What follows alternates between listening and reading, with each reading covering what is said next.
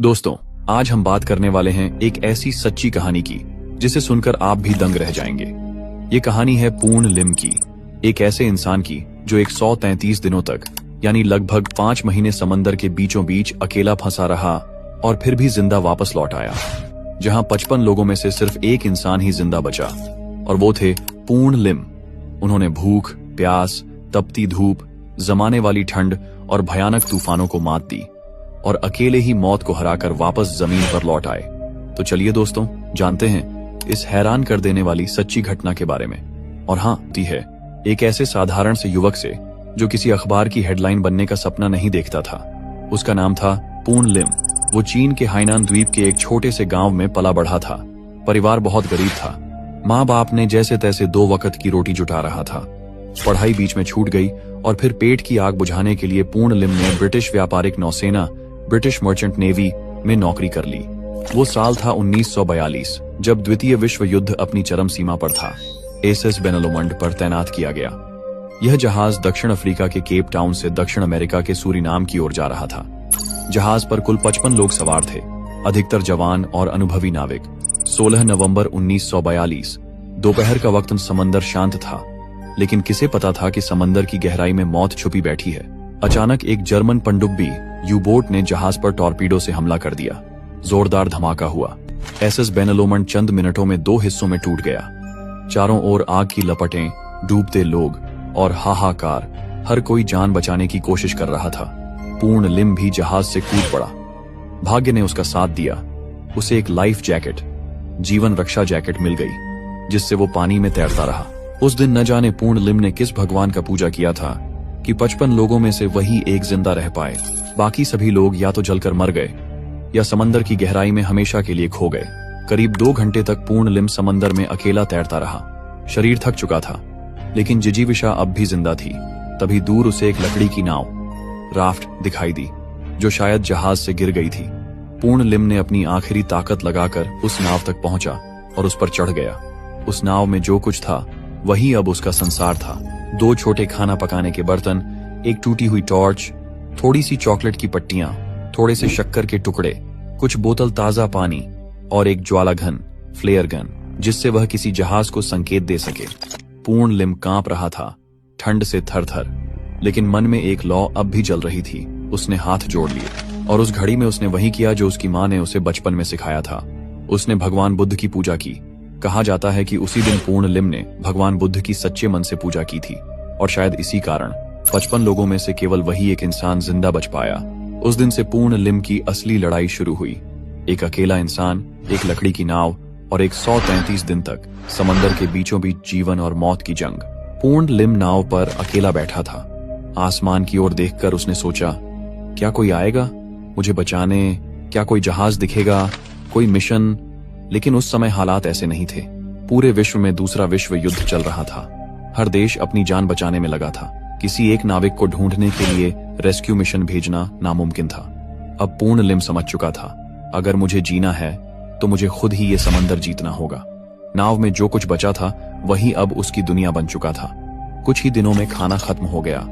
पानी भी धीरे धीरे कम होने लगा।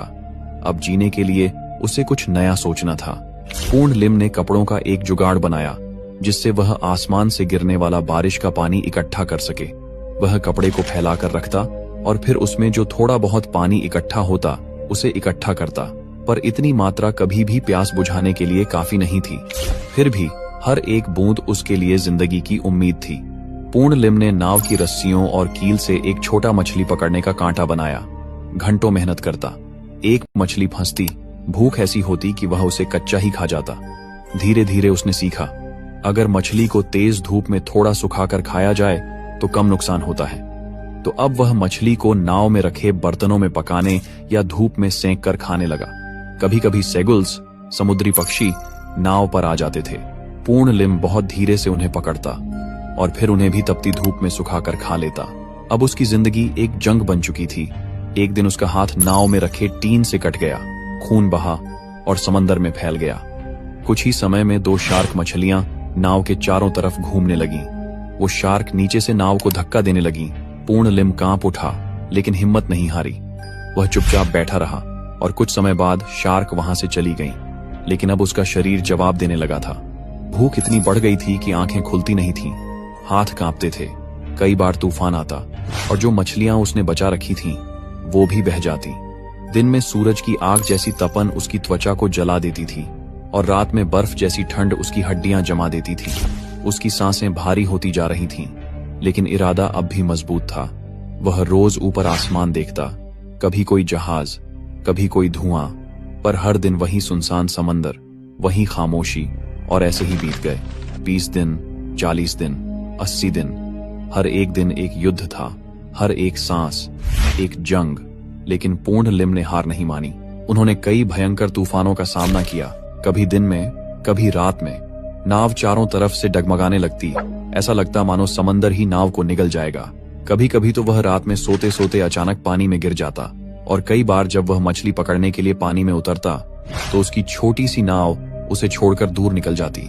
फिर भी वह किसी तरह तैरकर अपनी नाव तक लौट आता। रात को जब वह सोता था तो अपनी कमर से नाव को रस्सी से बांध लिया करता था ताकि नाव दूर न चली जाए। ये आसान नहीं था, हर बार थोड़ा और थकना, हर बार जिंदगी से और लड़ना, लेकिन फिर भी उसने हिम्मत नहीं हारी। उसी नाव को अपनी दुनिया मान लिया था। पूर्ण लिम का संघर्ष अब अपनी हदें पार कर चुका था। वह हड्डियों का ढांचा बन चुका था, आंखें ढसी हुई, होंठ सूख चुके थे, लेकिन अब भी दिल में एक छोटी सी उम्मीद बची थी। कभी कभी उसे दूर दूर तक बड़े बड़े जहाज नजर आते थे।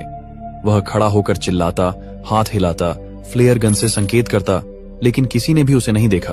असल में उसकी नाव लकड़ी की बनी हुई थी, छोटी, हल्की और पानी के रंग में ही घुली हुई सी, इतनी छोटी कि दूर से किसी जहाज से देख पाना नामुमकिन था। एक बार तो ऐसा हुआ कि 2 बड़े युद्धपोत उसके काफी पास से गुजरे। पूर्ण लिम ने देखा, फ्लेयर छोड़ा, चिल्लाया, लेकिन किसी ने कोई जवाब नहीं दिया।